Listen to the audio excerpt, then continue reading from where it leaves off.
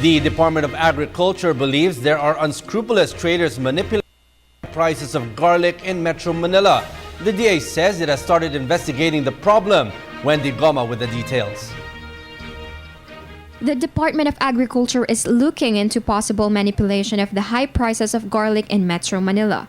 This after garlic prices reached at least 250 pesos per kilo or 8 pesos per piece. The agency has tightened monitoring in a bid to stop unscrupulous traders from taking advantage of the price increase. To help ease the situation, the DA rolled out several trucks loaded with garlic to be distributed in Metro Manila.